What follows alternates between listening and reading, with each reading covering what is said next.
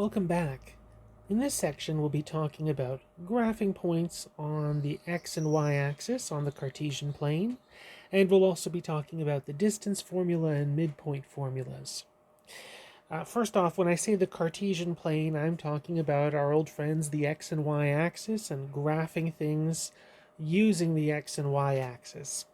This splits our plane into 4 quadrants, which we number them in a counterclockwise direction, starting in the top right, that's quadrant 1, and then quadrant 2, quadrant 3, quadrant 4. We'll be talking a lot more about that, quadrants, when we get into trigonometry a little bit later on. So things, of course, that we should remember from before. Number one, that where the x and the y-axis cross, we call that the origin. That's the point 0, 0. And that any point that we'd like to plot will have an x-coordinate and a y-coordinate. The x-coordinate will tell us how far to the left or to the right from the origin we go, and the y-coordinate tells us how far above or below the origin we need to go. We have a couple of formulas, and for both of them I'm going to give a quick little proof as to why the formula works. So first, the distance formula, we have one little distance formula that is if we're talking about things that are on a number line. So on a vertical line or on a horizontal line, if you had 2 points on that line and you wanted to know the distance between them, you could just take the absolute value of the difference between them. And of course, that's the same thing as taking that difference, squaring it, and then square rooting it. So if you were on a number line and you had a point with a y value, with a value of 5 and another one with a value of 1, you could say the distance between those points is either absolute value of 1 minus 5, which is 4 units, or you could say absolute of 5 minus 1, which is also 4 units. And of course you would get the same value if you had calculated instead 1 minus 5 squared and then square rooted. That would also give you 4, as would 5 minus 1 squared then square rooted. Now, the distance formula that we're going to look at is one where we're not just on a vertical line or a horizontal line. If we have any 2 points, so P1, my first point, has coordinates x1 and y1, and P2, it's got its coordinates x2 and y2, and that if we want to find the distance between these 2 points, we would use this distance formula, taking the difference between the x-coordinates and squaring them, taking the difference between the y-coordinates and squaring them, and then square rooting the whole thing. The reason why the distance formula works really is going to come back down to the Pythagorean Theorem. Remember that for the Pythagorean Theorem we had that if you had a right triangle where C was the length of the hypotenuse and A and B were the lengths of the other 2 sides, that C squared would be equal to A squared plus B squared. Or you could write that as C is equal to the square root of A squared plus B squared. We're going to use that when we come up with our proof for this distance formula. So my proof here will be that I'm going to start by taking a third point. And so this third point, I'm going to call it Q. And that point is going to have the same x-coordinate as one of the points. So it'll have the same x-coordinate as P2, and it'll have the same y-coordinate as the other point. So it'll have the same y-coordinate as P1. And the reason we're doing this is because this means that if we're looking at P1 and Q, since they both have the same y-coordinate, then they must be on the same horizontal line. Remember that on a horizontal line, everybody would have the same y value. So that means that P1Q is a horizontal line segment.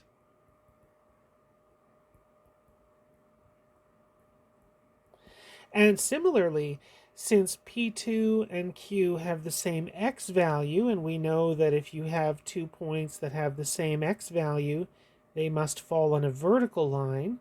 So that means that P2Q is a vertical line segment.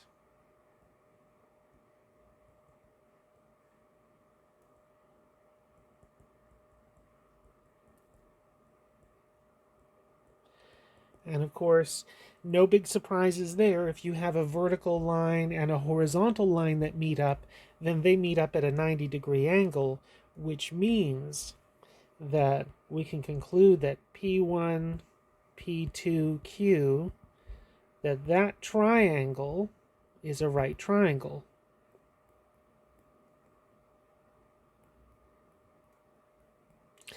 We had that P1 and Q are on the same horizontal line, and that P2 and Q are on the same vertical line, which means that P1, P2 must be the hypotenuse. If P1 and Q is a horizontal line and P2 and Q, that makes that little vertical line segment, then P1, P2, the distance that we want, that's the distance of the hypotenuse. So we have P1, P2, Q. That triangle is a right triangle, and also P1, P2 is the hypotenuse.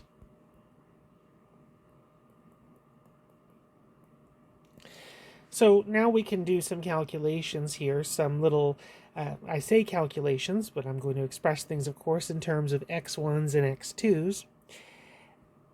Again, if we're thinking that P1 and P2 are on a horizontal line, or a horizontal line segment, then we can use what we had here for points on a number line. If you have points on a horizontal line or on a vertical line, then it's easy enough to calculate the distance between them. So if we're thinking about P1 and Q, P1 having the coordinates x1, y1, and Q having the coordinates x2, y1, then the difference between P1 and Q, that distance, should just be the absolute difference between x1 and x2.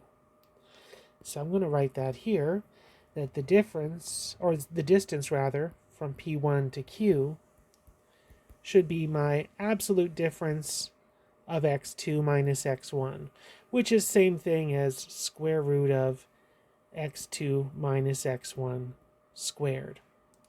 And you can say a similar sort of thing about P2 and Q, that the distance between them, since they're on a little vertical line segment, that it should just be the distance between their y coordinates, y2 minus y1 absolute value, or square root of y2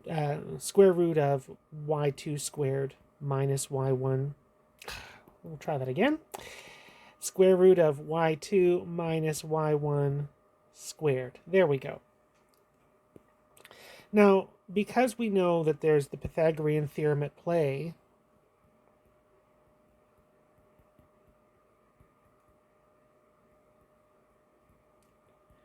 we can say that we know that the distance from P1 to P2 squared should be the distance from P1 to Q squared plus the distance from P2 to Q squared. And if we're thinking about what that means for us, then that means the distance from P1 to Q, if we took this amount and then squared it, that would get rid of our square root. So we would have x2 minus x1 squared. The distance from P2 to Q, if we were to square it, that would get rid of our square root. We'd have y2 minus y1 squared.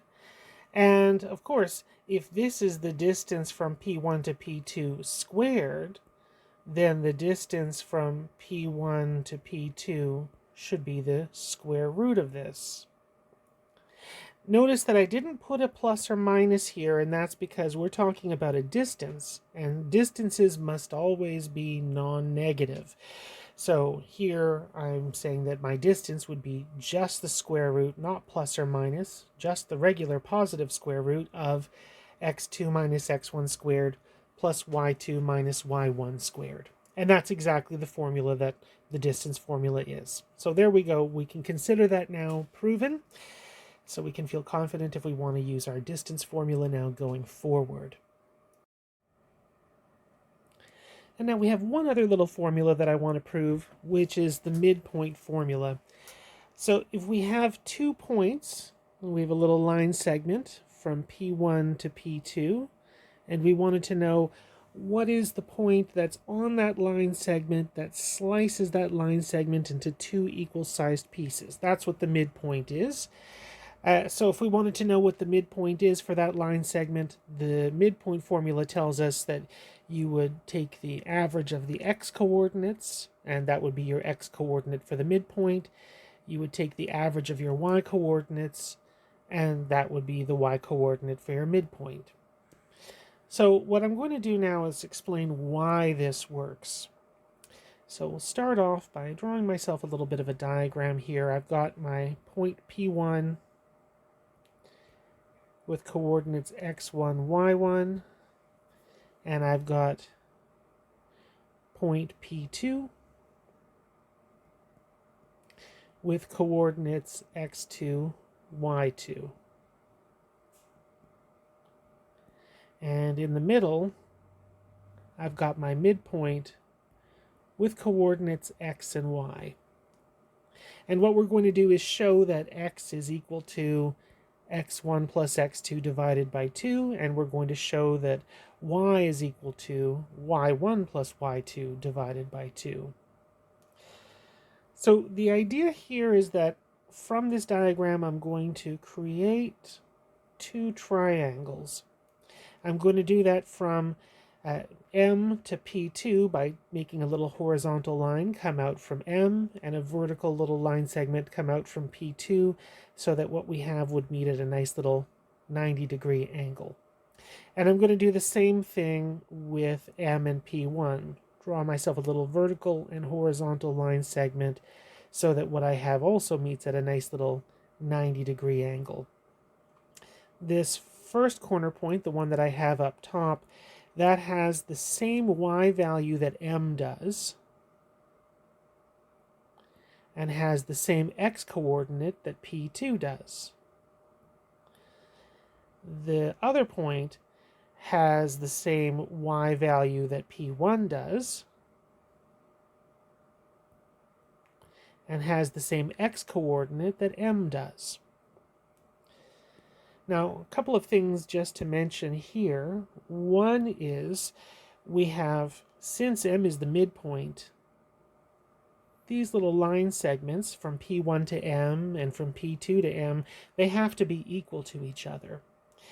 The other thing that you can show, and this is a little bit of a flashback to high school geometry, which is not totally the point of what we're doing here, so I'm not going to belabor this too much, but you can show using some high school geometry that because you've got some parallel lines, that you can use those parallel line theorems from the past, looking for Z patterns and F patterns and all the rest, and you can show that the angles for these triangles are all equal to each other. In other words, you've got 2 congruent triangles.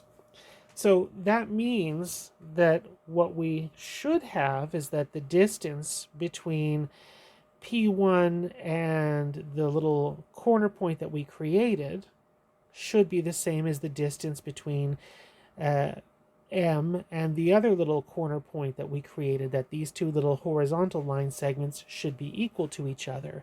And that the same thing should be true for the vertical line segments, that these should be equal to each other. Just so that I have a name for these 2 points, I'm going to call the first point, I'm going to call it A, and I'm going to call the other point B. So the thing that we have is that triangle P1MA is congruent to triangle MP2B. And so you can say, great, you've got some things that are equal to each other. you can say, number one, that this horizontal line segment and this horizontal line segment must have the same length. And we know how to find the distance for a horizontal line segment.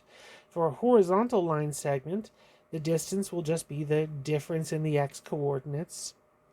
And there we go. So we know that since P1A has the same length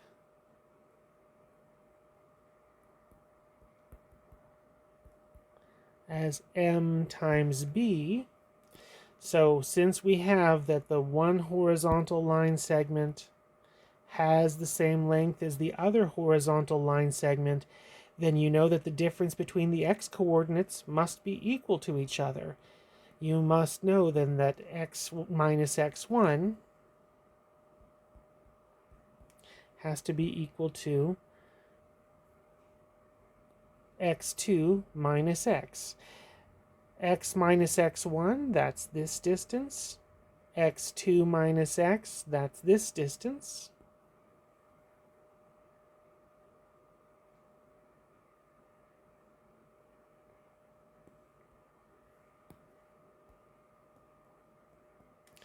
And then just doing a little bit of solving,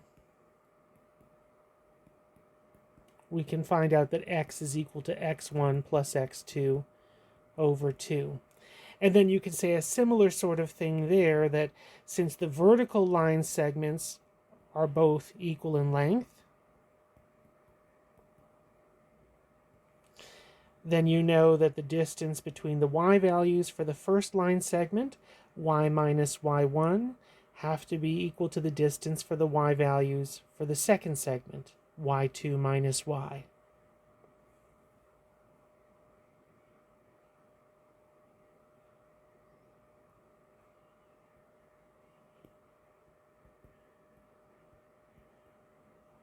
And then doing the same thing that we did before, we can show that the y coordinate is, yes, just the average of y1 and y2. And there we go. We've shown everything that we need to show. So that means that for our midpoint, as promised, the x coordinate is just x1 plus x2 divided by 2, and the y coordinate is y1 plus y2 divided by 2. Now, we're not really interested so much in just proving things. We want to actually use these formulas for something. So here's a little problem for us to start with. We're going to begin by first plotting these 3 points, A, B, and C. So my first point, which is negative 6, 3, I'll call that my point A. I have my point B, which is 3, negative 5.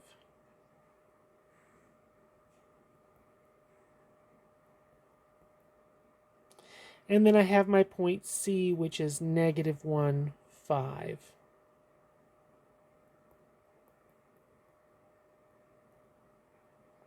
And now what I'm going to do is form my triangle ABC.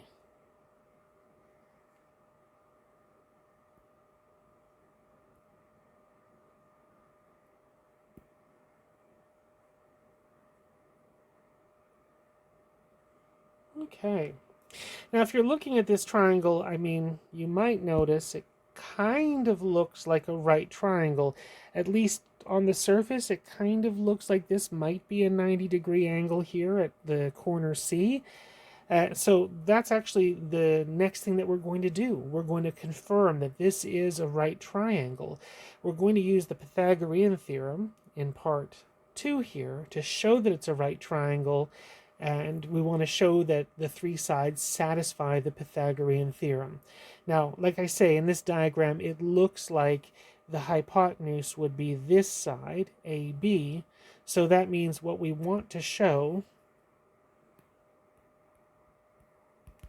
that the distance from A to B squared is the distance from A to C squared plus the distance from B to C squared and added together.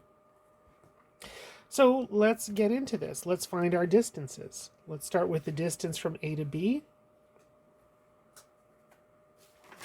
And so if we're looking for the distance from A to B,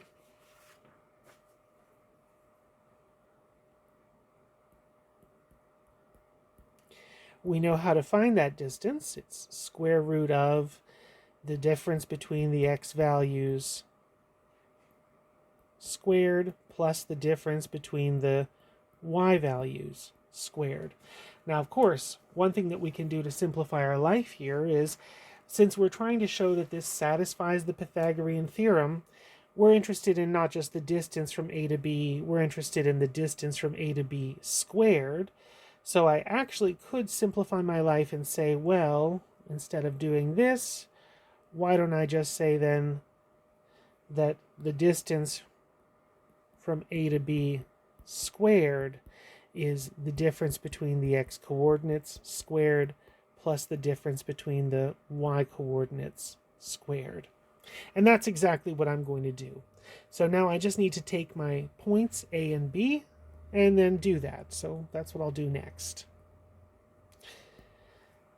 So for my points A and B, the x coordinates are, for point B, the x coordinate was 3. For A, the x coordinate was -6.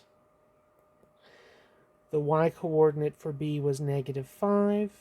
And for A, it was 3. And then we just need to clean that up a little bit here. 3 minus -6 is 9. And 9 squared is 81. -5 minus 3, that's -8. Squaring that, that's positive 64. And so that adds up to 145. And let's do the same thing with the other 2 points. So AC, I'll find the distance from A to C squared, and that would be -1 minus -6 squared plus 5 minus 3 squared. And that would be, in the first bracket, -1 minus -6 is 5, and 5 squared is 25. 5 minus 3 is 2, and 2 squared is 4. And finally, we have the distance squared is 29. And we'll do lastly, distance from B to C squared. That would be -1 minus 3 squared plus 5 minus -5 squared. And that would give me -4 squared, or 16, plus 10 squared, which is 100, or 116. And then we can quickly check that, yes, indeed, 145 is equal to 29 plus 116. So yes, the distance from A to B squared is equal to the distance from A to C squared plus the distance from B to C squared. So therefore, triangle ABC is a right triangle.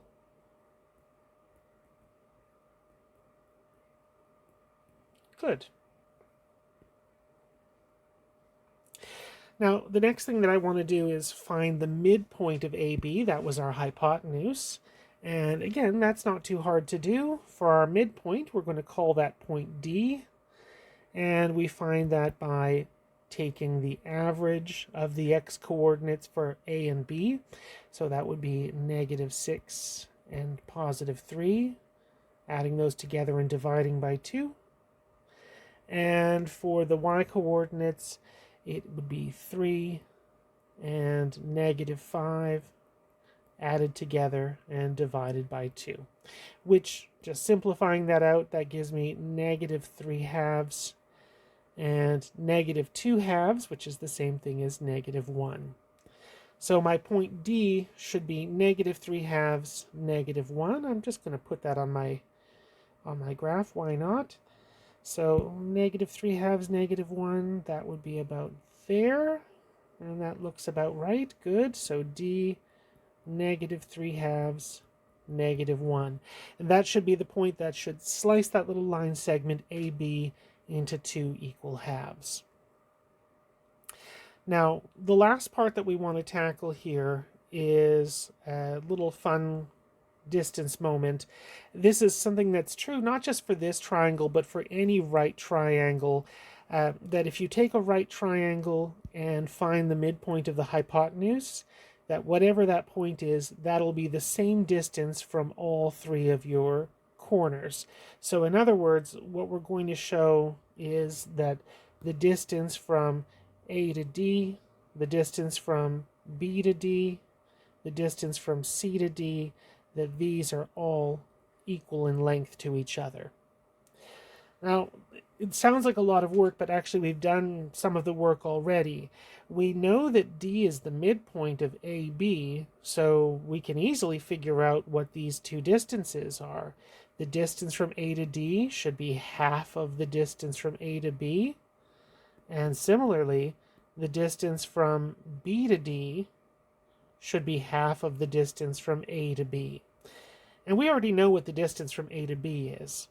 We know that the distance from A to B squared was 145. So that means that the distance from A to B should be square root of 145. And you can then say that since D is the midpoint of that little line segment from A to B, then the distance from A to the midpoint and the distance from B to the midpoint, that they should be equal to each other, and they should be half of the distance from A to B.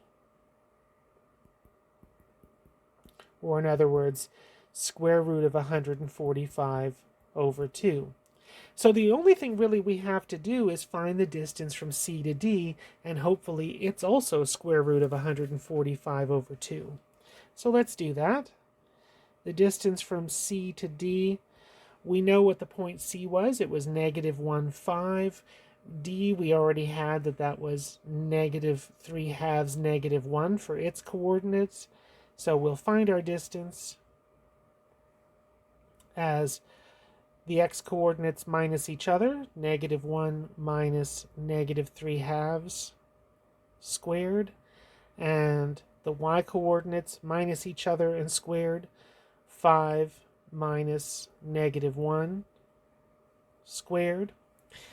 And if we simplify this, negative 1 minus negative 3/2 is a half, and when you square a half you get a quarter. 5 minus negative 1 is 6, and 6 squared is 36. And if I were to add those together, 36 plus a quarter, that does give me 145 quarters. So my distance from C to D should then be square root of 145 over square root of 4, which is just 2. And so you can see that yes, A, B, and C, they are all the same distance of square root of 145 over 2 away from that midpoint. All right, we have one last example I want to do, which is we have the point 2, 2, and I want to find all the points that are 5 units away from it, but not just any points. I want the points that happen to have an x-coordinate of negative 2.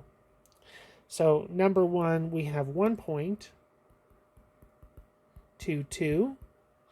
The other point, we know what the x-coordinate is. We don't know what the y-coordinate is. So the other point that we're interested in has the form negative 2 comma something. And we want the distance to be 5 units. So let's use our distance formula and say that our distance should be the difference between the x values, 2 minus negative 2 squared, plus the difference between the y values, 2 minus y squared. 2 minus negative 2, that's 4, and 4 squared is 16.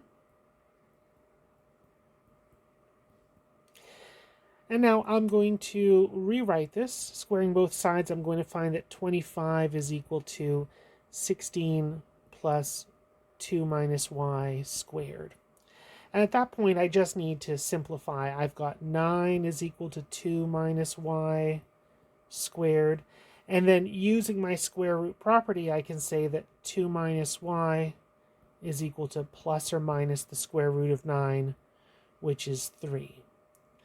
And then going from that, we can solve and find what y needs to be. We have one option, which is that 3 is equal to 2 minus y, or in other words, that y is equal to negative 1, or negative 3 is equal to 2 minus y, which gives us that y is 5. So the 2 points that we found, there are 2 points that happen to be 5 units away. They both have an x-coordinate of negative 2.